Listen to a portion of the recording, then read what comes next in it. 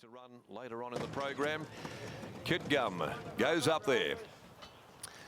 Red light standing out visibly in the gloom. The gates are back. They're off and racing. Captivated Point, Kit Gum, first of them away. Sherpa Lass will be back about midfield or worse as they get going. And next stop, the Moon's accelerating across through the first 200. Next stop, the Moon had found the fence from Captivated Point. Beautifully placed Kit Gum, and Callag is driving up near the rails to be fourth. A length away is Be Quick, being followed by Guestine a little deep at the 800. Ebony's Ways on the rails. One away then is the Hot Pot. Sherpa Lass, Bevel next, second from last, and the tail ender is Pearl Trade. In the direction of the 600 they head, and the leader is Next Stop the Moon. Just put the brakes on a little, got a breather, 3/4 Captivated Point. Callag goes up on the inside of Kit Gum, and then Guestine, who's stranded 3 deep outside of Be Quick, who's getting a nice trail to the corner. Ebony's Ways on the fence, back in the field. Sherpa Lass followed then by Pearl Trade and Bevel. Next Stop the Moon wheels into the straight from Captivated Point, with Kit Gum letting down Guestine, and here comes Sherpa Lass as well, winding up. Next Stop the Moon down to the 150, tackled by Kit Gum, Guestine, Sherpa Lass. It's Kit Gum, Guestine, Sherpa Lass. Sherpa Lass on the outside of Kit Gum, Sherpa Lass. Sherpa Lass makes it 4 straight from Kit Gum, Guestine. Next Stop the Moon down on the inside next from Be Quick and Pearl Trade from the back, and they were followed by Ebony's Way. Callag had dropped out, so did Captivated Point, and the last of them home is Bevel. She's won again. She's got there from Kit Gum and Guestine. Next Stop the Moon will be fourth home. Winning double here today for Chris Parnham, but for Sherpa Lass, it's 4 straight.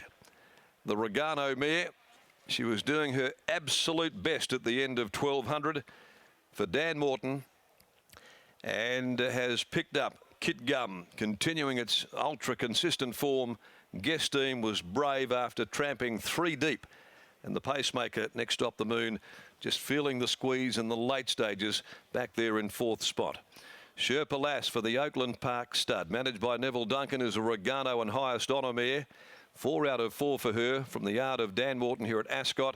A winning double today for Chrissy Parnham, and beats number 3, Kit Gum, when these numbers come to hand. No sign of them just yet.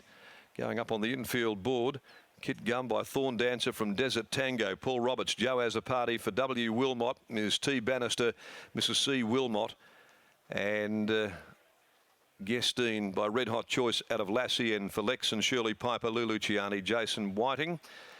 5, 3 and 7 with 2 fourth home, a short neck and a head. Margins, the time is a sharp 1:10.74, and 35.02 is the concluding 600. So she got the job done. Looked as though she might have been looking for a little further, maybe than 1200 this afternoon, but she maintains her unblemished record. Let's go to Scott Embry, and he's with the winning trainer, Danny Morton, down in the winner's enclosure. Thanks, Darren. I've got Danny Morton with me. She doesn't win by much, Danny, but she gets the job done. She's just a winner.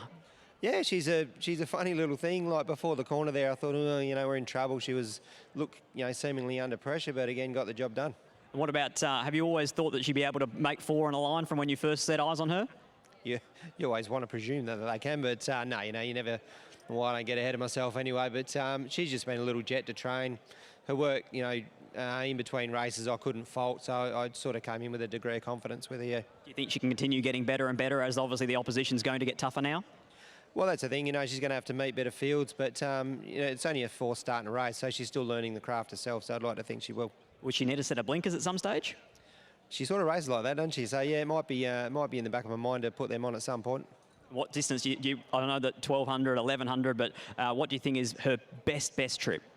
I'd imagine 12, 13, 1400. That's not one answer, is it? There's 3. And what about as we head toward winter? Will she stay and work and go to Belmont Park? We'll just take it one at a time.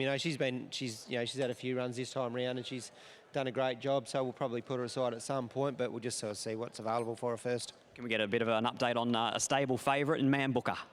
He's actually just resumed work a couple of weeks ago down to Oakland Park, so yeah, he looks fantastic. He's moving good, so he'll be back for the winter sprints, all going well. Congratulations, Danny. Well done. Cheers, mate. Thank you. There's Danny Morton with the win of Sherpa Lass, 5, 3, 7 and 2 there. Obviously, Kit Gum coming out of a Class 1 ran out of his skin. A really good throw out this morning at each way prices by Darren McCauley. Only just gets nabbed on the line there. And Guestine, very, very tough, that filly. She doesn't run bad races. She did it tough today, and she was still there in the finish. 5, 3, 7 and 2. A short neck by ahead. We'll grab Chris Parnham for a word after the 4th victory of Sherpa Lass.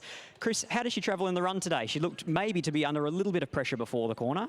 A little bit, yeah. I just come off the bridle, but I wasn't too concerned because she can kick off that, and yeah, she's nearly done that every start this prep. So yeah, I wasn't too concerned, but I settled a little bit further back than I planned to. But the tempo of the race was strong enough to be where I was, so I was happy with that. That's twice now she's had to really dig in to win. Yeah, she's a horse with her issues, so it's one run at a time with her, but she does have a big heart and has a will to win, so takes her a long way. Congratulations, Chris, and good luck for the rest of the day. Thank you. There's Chris Parnham, who's already ridden a double and has has a favourite and a second favourite in the features still to come. 5, 3, 7 and 2 after the running of race number 4 at Ascot.